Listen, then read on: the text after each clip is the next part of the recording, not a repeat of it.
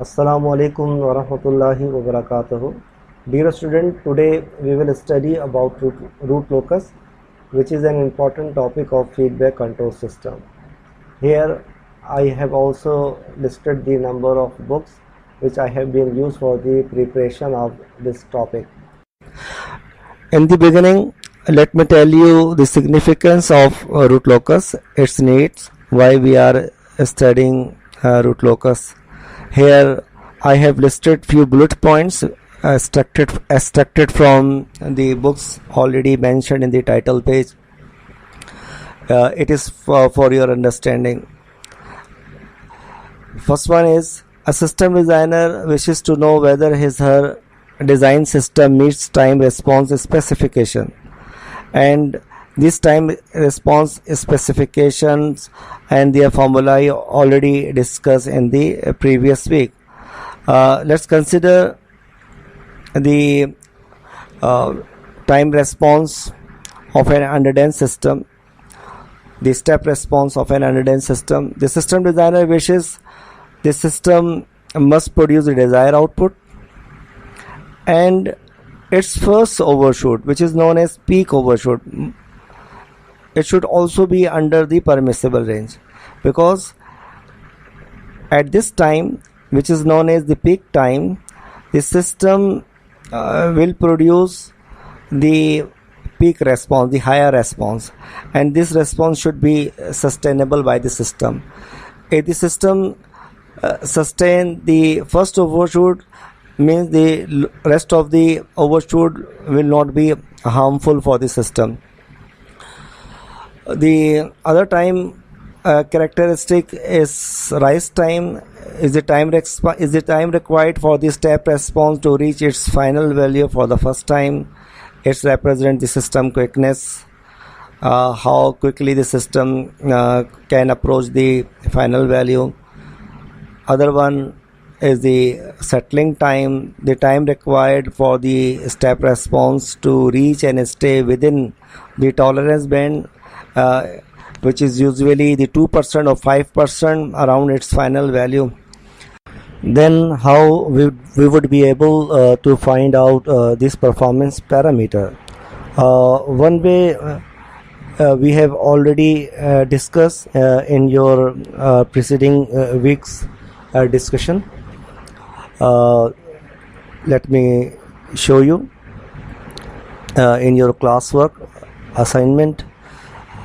In recorded lecture in week 2 and 3 we have discussion about the system modeling and frequency domain. Once you have the system equation in time domain, then how we would be able to express these equation in frequency domain by taking the Laplace transformation and representing our system in term of system transfer function. Before this, we should be able to write down the system performance equation. In week 3 and 4, 5, we have discussion about the physical system, how these physical system can be expressed in mathematical model, in terms of mathematical model, and how the system performance equation can be written in time domain. So once you have the system performance equation, then you are able to represent the system in frequency domain, and from where we are able to have the system characteristic equation as discussed in week 6 and 7. Once we have the system characteristic equation, then it could be compared with the generalized characteristic equation that we have derived for the underdamped system, like s square plus 2 zeta omega n s plus omega n square is equal to 0. By comparing the given system characteristic equation with the generalized equation, we are able to find out the value of zeta and omega n, and by using these two values we would be able to calculate the all performance parameter like MP, TP, TR, and TS. So one way is the route we have already discussed in your preceding videos. But however, if the system does not meet the specification, it is not easy to determine from this solution just what physical parameter in the system should be changed to improve the response. First one is the time consuming job. We have to go through the complete solution, and after that, if we observe that the system is not stable, or if the system is stable but it is not producing the desired specification, then from this analysis it is not easy what physical parameter, the value of M, the value of B, the value of K, or in terms of electrical system the value of RLC, what value we have to change and in order to have the desired response. Furthermore, the system designer wishes to predict the system performance by an analysis that does not require the actual solution of the system performance equation, and the designer also wishes this analysis to indicate readily the manner or method by which the system must be adjusted or compensated to produce the desired performance characteristic. Means the system designer need an alternate route, one route that we have discussed in the preceding videos.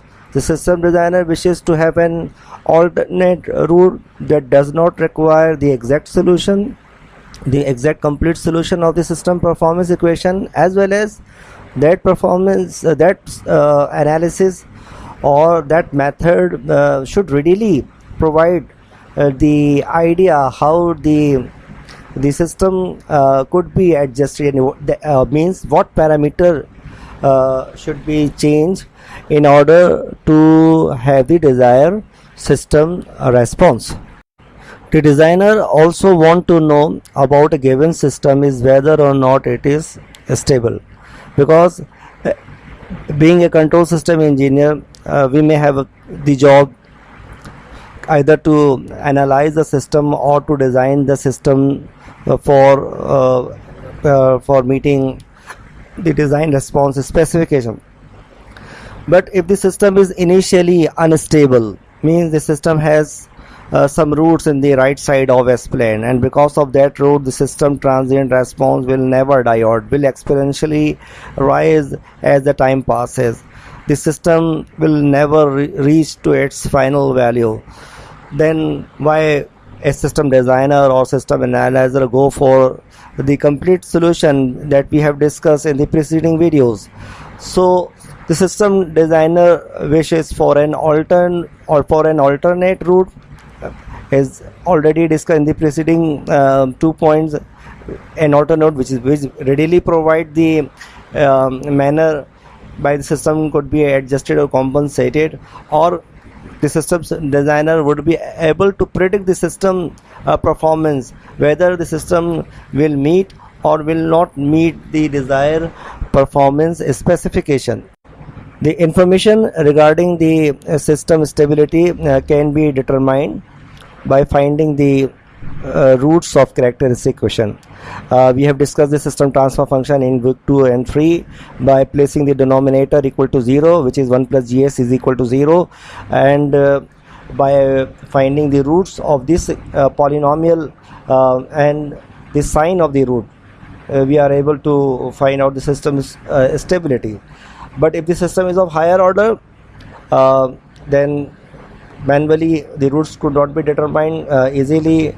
Then the alternative is the Routh stability criterion to find out the root of system characteristic equation without finding the exact roots of the characteristic equation, and this criteria is also discussed in week 8 and 9.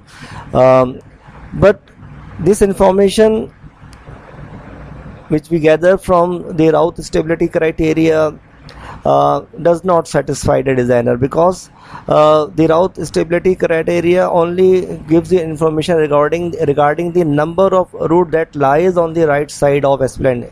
It doesn't provide the information about the value of the route, as well as if we don't know the exact value of the road, then we also won't be able to determine the degree of stability of the system, which we already discussed in the above points, like the maximum percent overshoot and the settling time, rise time of the system.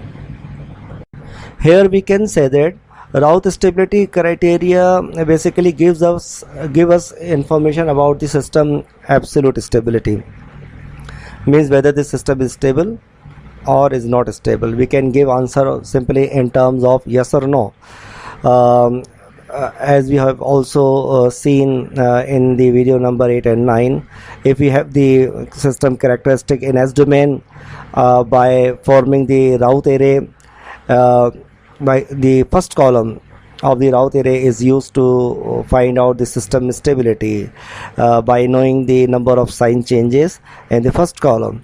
Suppose here positive to positive no sign change, then positive to negative, from positive to negative first sign change, and negative to positive the second sign change, and positive to positive no sign change, means this system has two routes on the right side of S-plane, but these are not the values of these routes. So this criteria does not provide us the value of the routes, so we are not able to find out the system time response characteristic, like the setting time, overshoot, the rise time.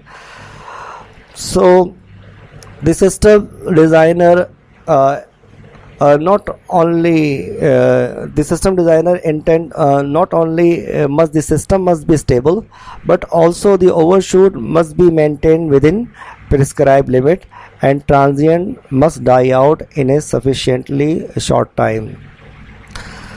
Therefore, the alternate route to analyze or design the system without going through the exact analysis of the system, without going the exact solution of the performance equation, is the root locus.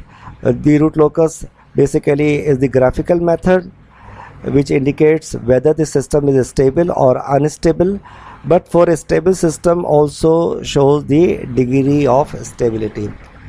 Root locus incorporates the more desirable feature of both the classical and the frequency response method.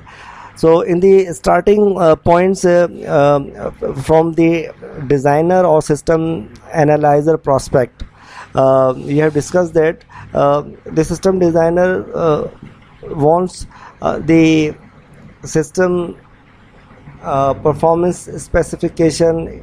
He wants to predict the system performance equation, or to design or to compensate the system without going through the exact analysis. So root locus basically is a tool which help us, the system designer as well the system analyzer. Now here we concluded that the root locus is the tool which helps the system analyzer as well as the system designer. It comprises of all the salient features of the topic we have discussed till now in all the previous videos. Okay, now let's come to the statement of the root locus. What the root locus is? The root locus is the plot of the roots of characteristic equation of the closed loop system as a function of gain k of the open loop transfer function. Here we can say that this gain k is the gain of the proportional controller. The range of this gain may varies from minus infinity to positive infinity. Ideally, the gain k can be varies between these two extremities. Here we also define the categories of the root locus with respect to the variation in gain k. If the gain k is positive from 0 to positive infinity range, then the particular portion of the root locus is said to be RL. If the root locus is plotted uh, in the controller range from minus infinity to 0, it is said to be CRL or complementary root locus. If we consider the entire range of the controller gain from minus infinity to positive infinity in a single plot, then the particular plot is said to be a complete root locus. In the statement of root locus, we have discussed that root locus is the plot of the roots of a characteristic equation of a closed loop system. How we can get the system characteristic equation? Suppose if we have the block diagram representation of a feedback control system, then first of all we have to reduce the block diagram into a canonical form.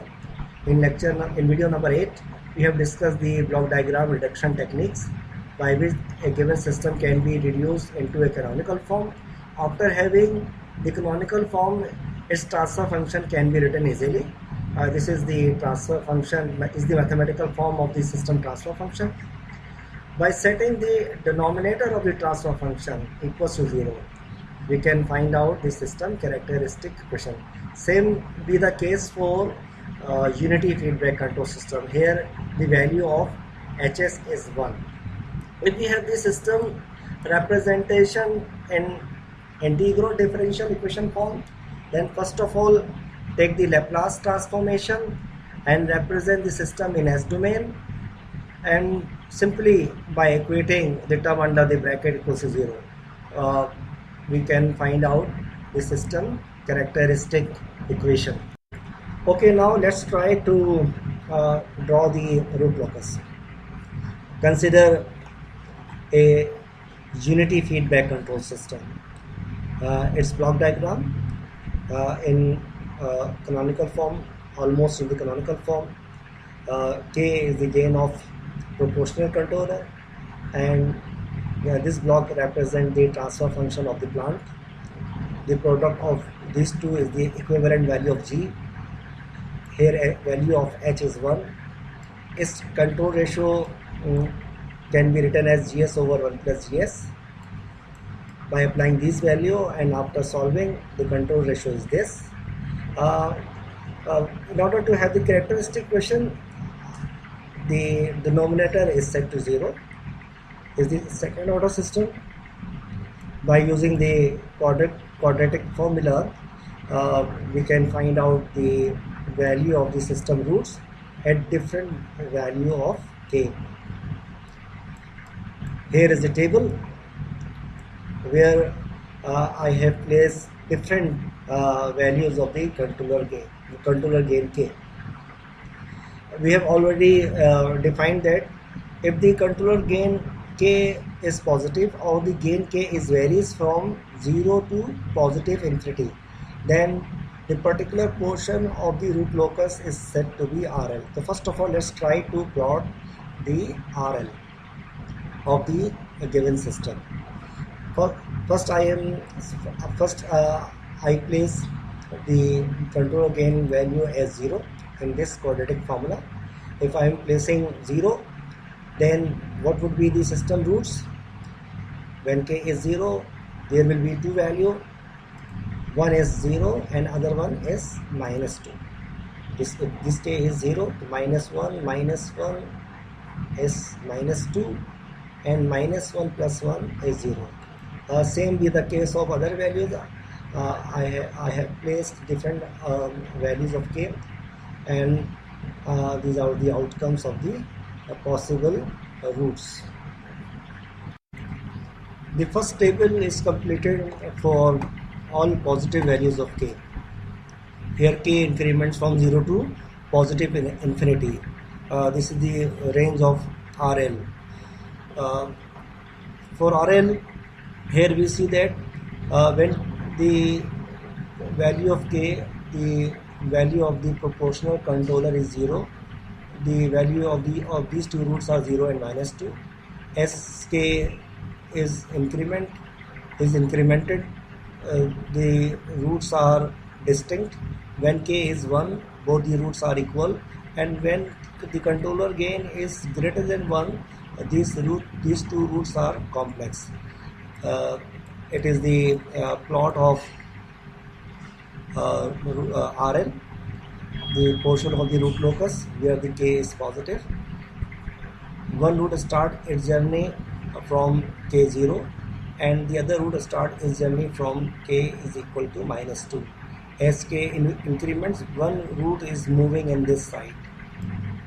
It takes value from -2 to -1.5, and then -1.5 to -1. Means this root is moving in this direction on the real axis, and the other roots, it's taking values like 0, 0 to -1, 0.5, -0.5, then -1. Means this root is moving in this direction, as the arrow also represent the traverse of these two roots. Beyond k is equal to 1, these two roots becomes complex, and the real value of these two roots is -1.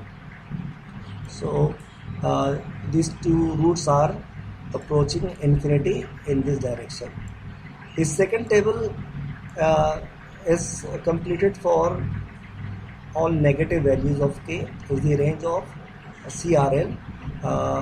In CRL, the k increments from -infinity to 0.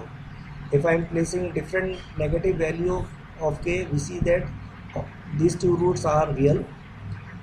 One root is moving from the positive side of the real axis, and the other root is moving from the high side of the negative side of the real axis, but these two roots are equal. And when k becomes 0, the first root arrives to 0, and the second root arrives to -2. So one root is coming from here, from the higher negative value of s, from the higher negative value of k. It takes value on the positive sides of real axis, and this root is traversing toward S0 when k is also 0. And the second root takes on value from the higher negative side of the real axis when k is also negative, and it arrives to -2, the second roots. We can also see that in this transfer function, what are the number of poles in this system? The number of poles is definitely 2. Where is the first pole? The first pole is s is equal to 0, and the second pole is s is equal to -2. If I am placing s plus 2 is equal to 0, then the second pole is at -2. So in this transfer function, the denominator is representing the system poles. The value of s, where the open loop transfer function will becomes infinity.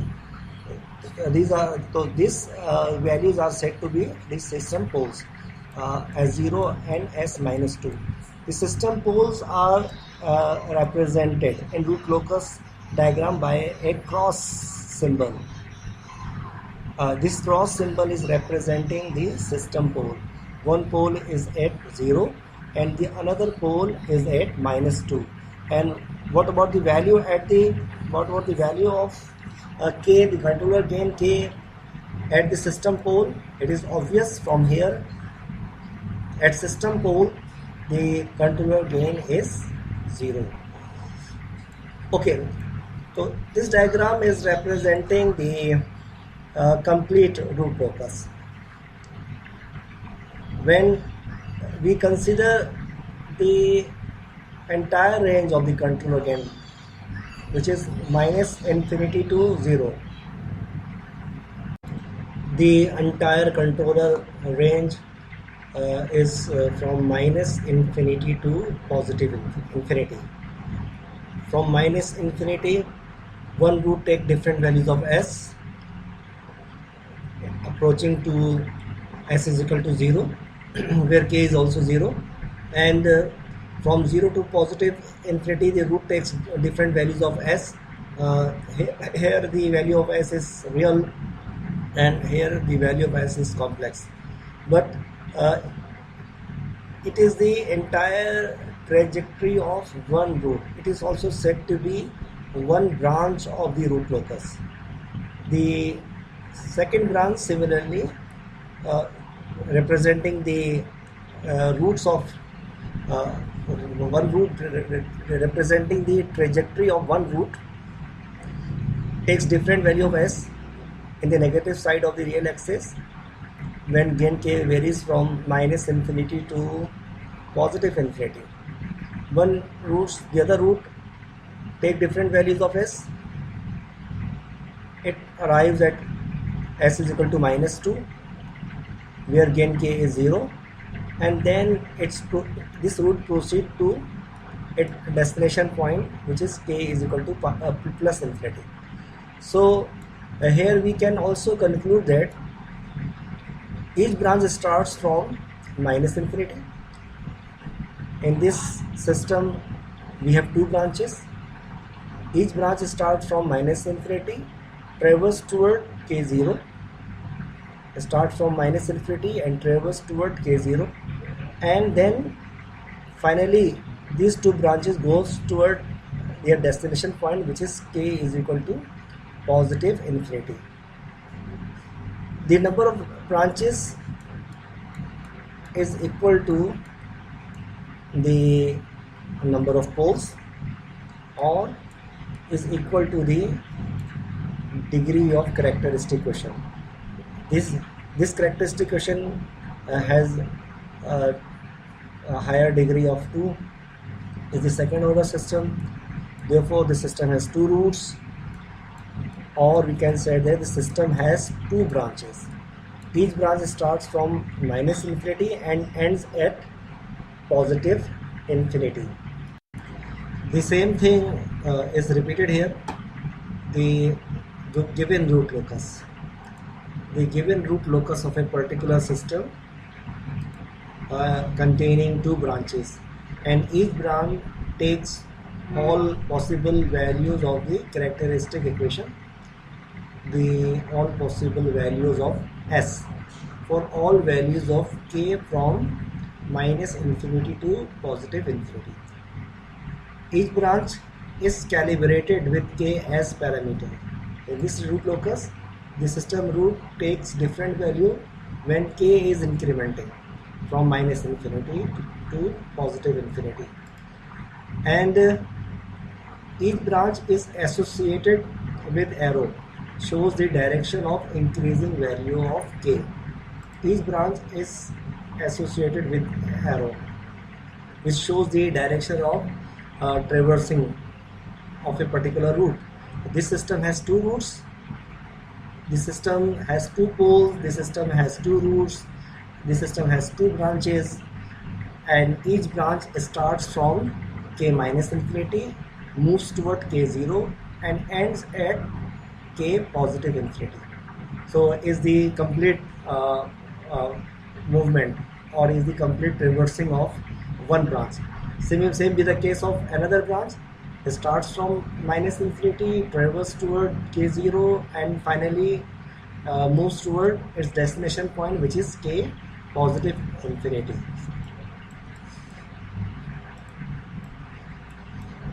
Next, what are the outcomes of the root locus plot with respect to the controller gain? Okay, now here we go. What about the information regarding the system stability with respect to the controller gain? Whether the given system is stable for all possible values of k, or the system is stable for some specific value of k, for some specific range of the controller gain. So here we can see that is the origin of sigma j omega plane, is the right side of S plane. When k is start incrementing from minus infinity, one root is moving in this direction, and the another root is moving in this direction, which means that at all negative values of k, one root will remain in the right side of S plane and one root will remain in the positive side of one root will remain in the negative side of S plane. One root will remain in the positive side of S plane and one root will remain in the negative side of S plane, which means that in the entire negative range the system is unstable. Why? Because at each value of k, at each value of negative k, the system has one positive root and one negative root. Therefore the system cannot be designed for negative controller gain. So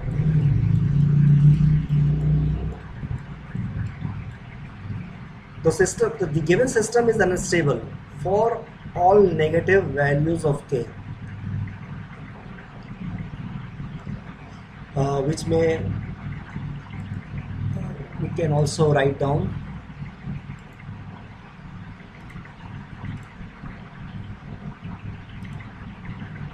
Here the system is unstable when k is greater than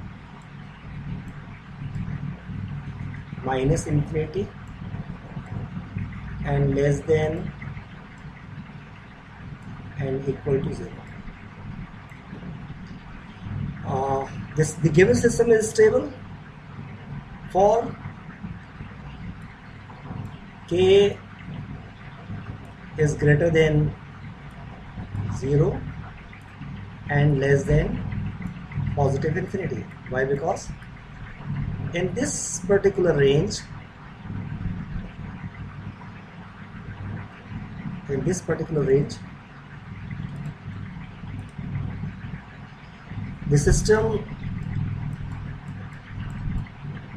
system both roots are in the left side of S plane. One root start traversing from S0 to higher value of S in the imaginary axis from k0 to positive infinity, and another root start traversing from k0 to positive infinity at different values of S. But these two roots will remain in the left side of S plane from k0 to positive infinity. So therefore we can say that the system is positive for the entire positive range. The next point is the given system would produce an overdamped response for the proportional gain k of controller ranging from this one. So what would be the range of the controller where the system could produce the overdamped response? We know that in overdamped response the system root must be distinct and real. So in what range the system root will be real and distinct? One root start traversing from here to this point and the other root start traversing from here to this point. This is the stable range of the root as well as these two roots are distinct. Okay, now see the table again. In this table where k is positive, these two roots start traversing when the controller gain is 0. These two roots are distinct, and where these two roots are equal when the controller gain k is 1. Okay. In this diagram, again see, one root is moving in this direction and the another root is moving in this direction, and both the roots meets at this point where S is -1 as well as the k is also 1. Here I also want to mention one important point. These values of k and values of S are specific for the given system or for the given open loop transfer function. You cannot assume the same values for other systems. The other system may have different values of k and different values of S if the roots are equal. So please do not confuse these values with another system. these values are specific for the given case. So here this system the system can produce the overtime response where the roots are distinct. So the range for the controller is k0 to less than 1. Why? Because at 1, when k is 1, these two roots are equal.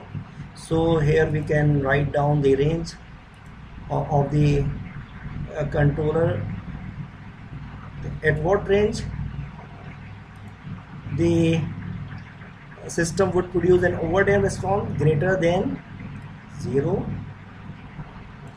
and less than and equal to, oh sorry, not like equal,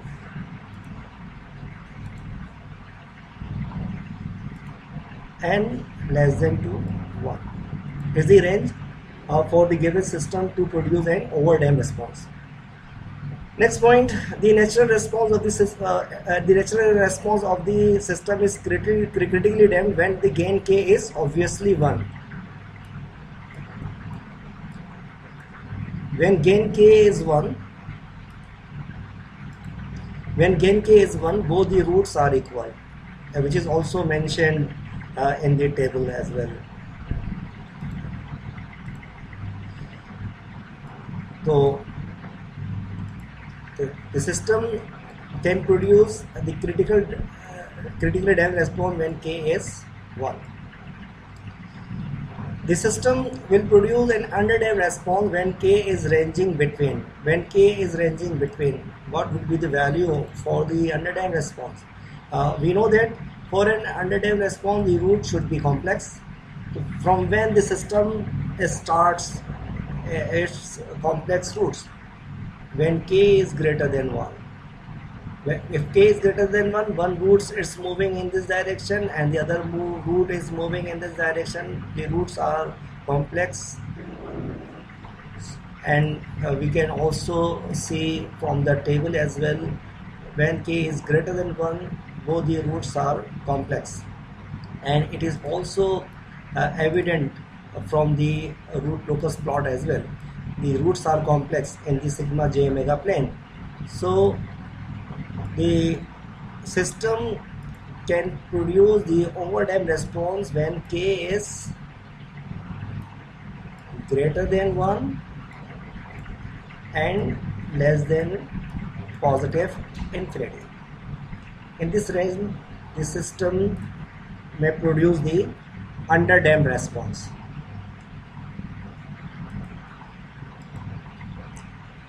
Here we can also observe from the root locus diagram as well.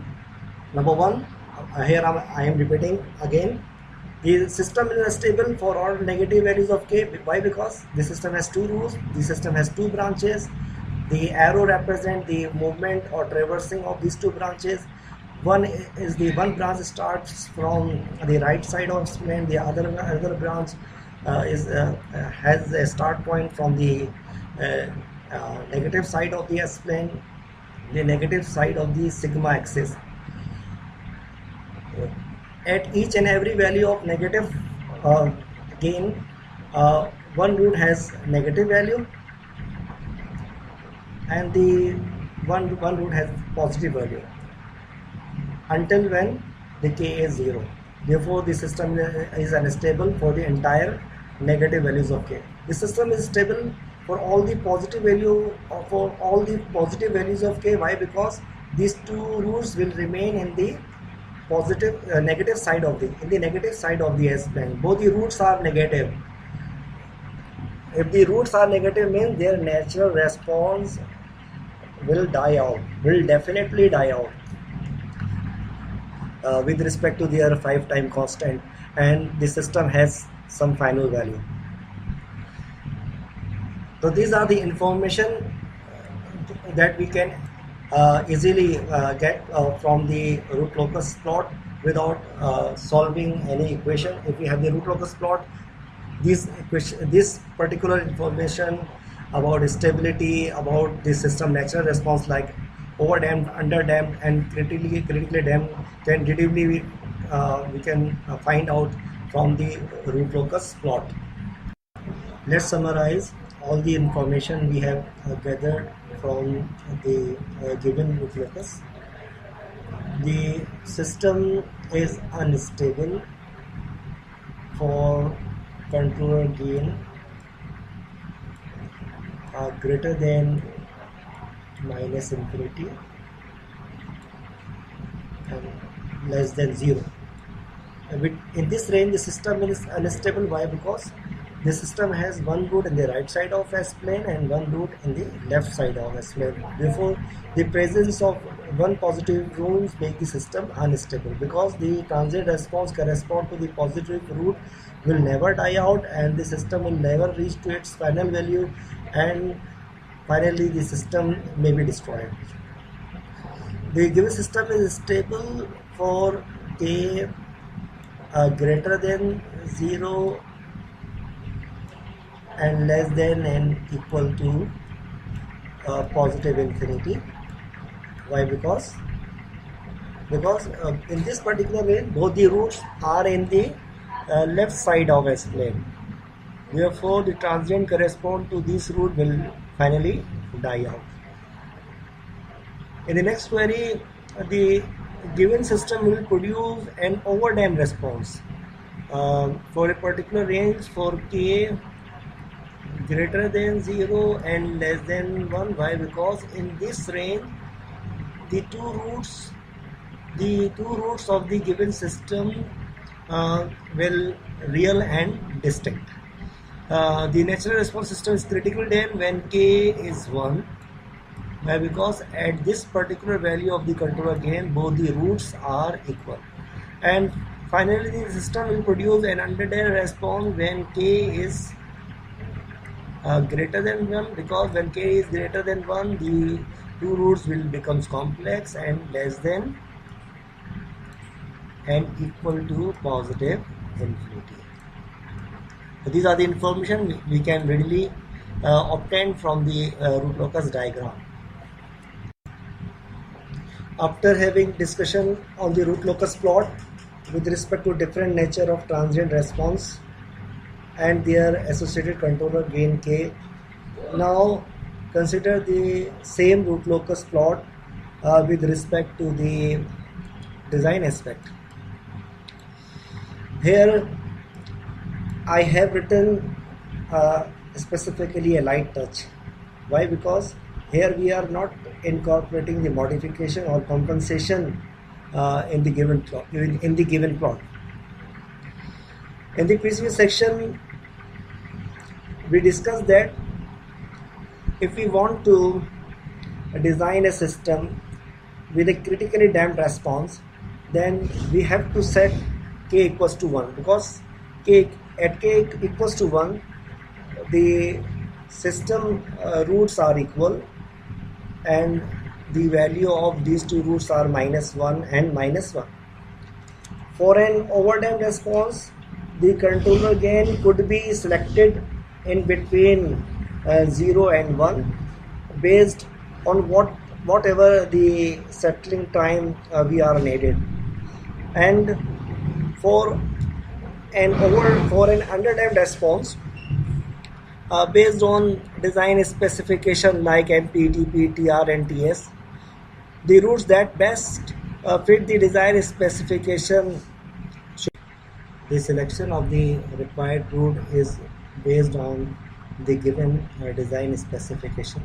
Suppose if we consider an example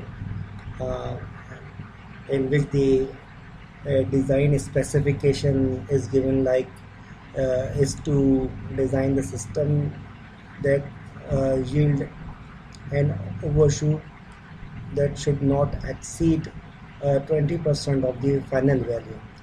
We know that the maximum percent overshoot is the function of zeta n only. Therefore, first we have to find out the value of zeta for the respective given maximum percent overshoot. Here we have calculated the value of zeta, which is 0.456.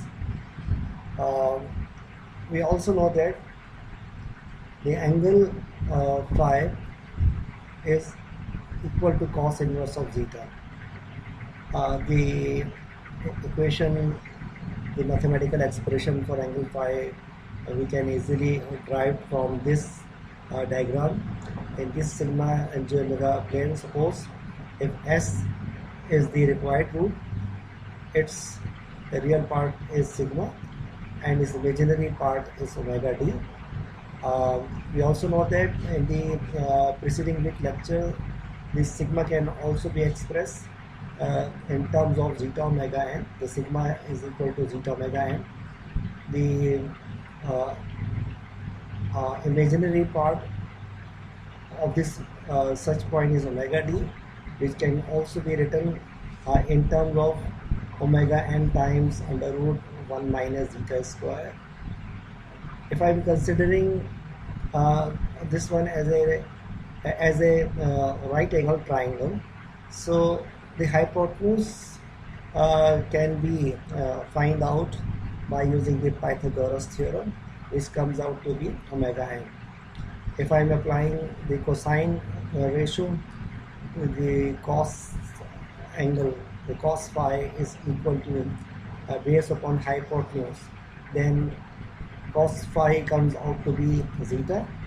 Therefore, the angle phi is equal to cos inverse of zeta. Here, the angle phi is comes out to be 63 degree. If I am plotting this angle with respect to the negative real axis, the angle phi is this one, and the point of intersection will give us the required root that ensure the design specification, like the maximum percent overshoot we have used here. The coordinates can be found out easily from the sigma j omega by using the sigma j omega axis. The unit we have for the real axis and the unit we have for the y-axis. Therefore, the coordinate of the such points comes out to be minus sigma, suppose the real part of the root, and plus j omega d. These are the quantitative values.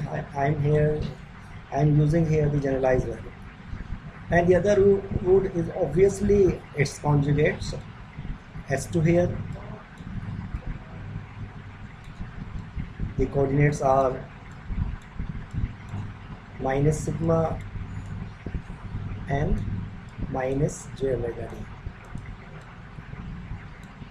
The system which we are using here is the second order system. Therefore, here we have a need of finding just only two roots. The two roots basically is required for the second order system. Suppose if the system is of third order, then we have to find the third root as well. That example we will be discuss later. Here we have find out the required root of using this design specification. Here we have find out the required root, as well as we are also able to find out the other performance parameter like TP, TS, TR. Why? Because we have here the value of sigma. We can easily determine the value of sigma on the real axis, and by using this value we are able to calculate the settling time for 2% error criterion. We also have the value of omega d.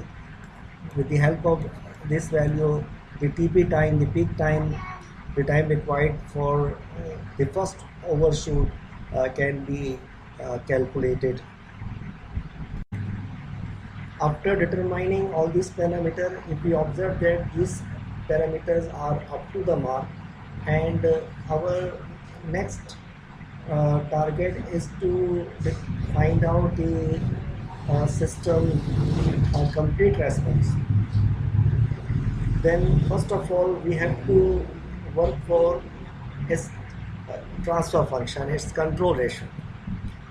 If we are working for a non-unity feedback system like this one, then we have to find out its control ratio in terms of uh, required route, which ensure the desired percent overshoot and the remaining parameters, time response parameters. Um, Consider here the forward part transfer function GS of the given system. It has numerator n1 and the denominator d1. The transfer function of the feedback element has numerator n2 and d2. Uh, this is the canonical form, and we know that its transfer function can be written in terms of g over 1 plus gh. Uh, After solving the transfer function by placing the value of gs and hs, the final outcome of the control ratio is this one. And here we should know that if you correctly want to write down the system transfer function, then we have to place the numerator of gs and the denominator of the hs in the numerator of the control ratio, and in the denominator of this control ratio we have to place the required root. We have to place the required root which we have determined with respect to a given design specification. If we are working on unity feedback system, it has hs1 and gs is the transfer function of the forward element. It has numerator n1 and d1 only. The control ratio is again simply gs over 1 plus g. Here with the value of hs is 1. Its control ratio will be come out to be n1 over n1 plus d1. Once again, the denominator of this control ratio is representing the characteristic equation with newly founded root, which we have find out with the help of the given system specification. So either n1 n2 plus d1 d2 or the n1 plus d1, if we are equating these two polynomial equal to 0, this should give us the newly found root which we have determined by using the system design specification. Okay, now let's come to our given problem. In our given problem, we have the transfer function of the forward element, and it is the unity feedback control system. Here the value of hs is 1. In this case, it is clear that the value of n1 is k and the value of d1 is s into s plus 2. And we have derived earlier, if we are going to write down the system control ratio, then we should when we should have to place n1 in the numerator and the newly found root in the denominator of this control ratio. So here is the control ratio of the modified system. The value of k is placed in the numerator and the newly found root are placed here in the denominator. If I am equating this s is equal to 0, then the value of this s would be minus sigma and plus j omega d is the value of first root. And if I am placing this argument equal to 0, then this argument is equal to minus sigma and minus j omega d, which is the second required root. Okay, now here we have the transfer function of the modified system. If we have the information about the input signal, suppose if this input is input of the system is a step, then its output response, its complete response can be determined by using the knowledge we have already discussed in week 2-3 lectures, or in week 6-7 in the lectures of week number 6 and 7. And I have also I have also provided you the PDF of Laplace transform and inverse Laplace transform, which will be help you to determine the to determine the time response of the given transfer function when the input is known to us. But in this equation, uh, the roots are known to us, the input is normally known to us. One thing is left here, the value of k, because in root locus we have plotted the system root as the function of controller gain k. So we have to find out the value of k at that particular roots. Suppose if this one is the point of intersection and this point of intersection correspond to root s1, this s1 root has a particular value of gain k, and this is one thing which is left in our part. And in the coming session, in the coming topics, we will discuss about the controller gain k, how it could be find out. Suppose if k is known to us, then the final response will be of the form like this one. Here a naught is the constant term because the input is a step, the output must also be a step. A naught is representing the step response output, the system response output response is also step, and this one is showing the transient, the underdamped transient response of the system, the underdamped transient response of the system.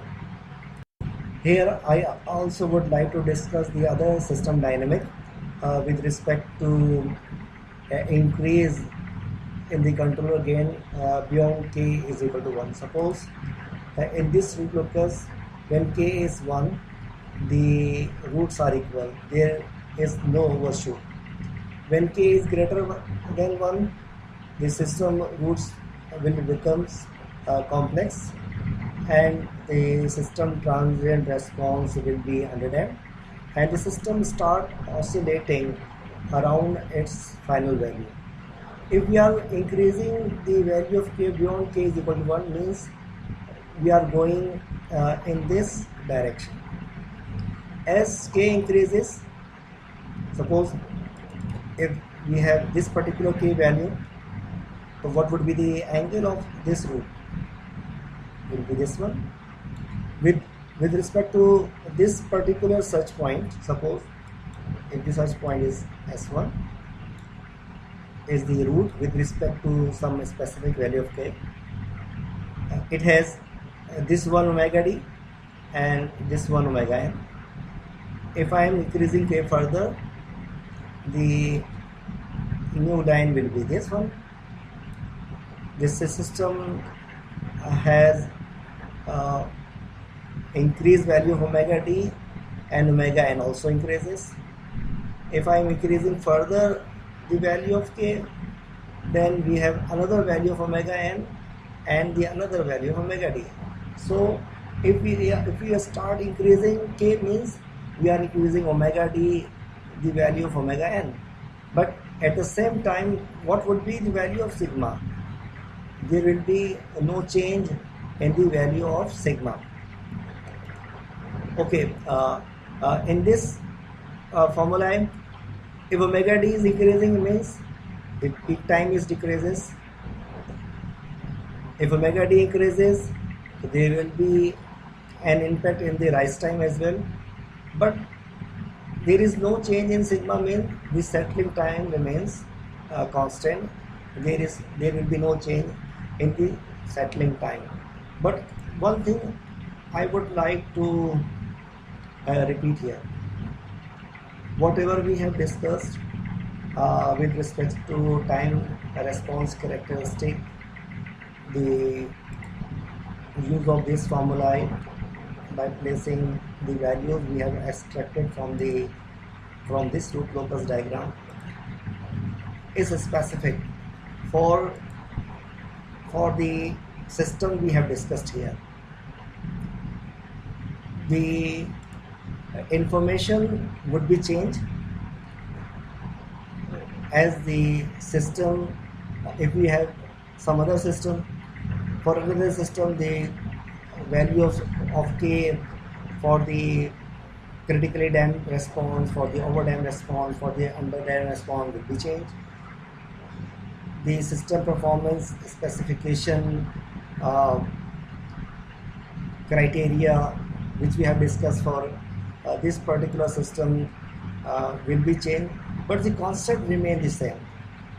We have to find out in this similar manner the required root by finding zeta, by plotting the angle phi, the point of intersection, and with the help of that point of section the required root, and with the help of that required root we are able to write down the system control ratio, and with the help of input the system complete response can be determined as we have discussed here.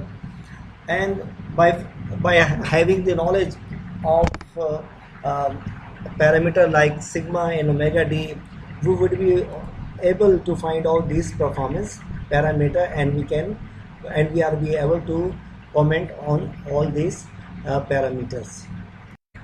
At the end of this lecture, I also would like to point out two problems. First one, how the gain k could be determined at the selected root. In this case, if this one is our required root, then how we are able to find out the value of k here, because this value of k is required in order to find out the complete response. It is one of the unknown term. Second major problem is how the root locus could be sketched for the higher order system, because here in this problem we discuss the second order system. In second order system we are able to find out the system root by using the quadratic formula. Manually the root can be find out easily, and we are able to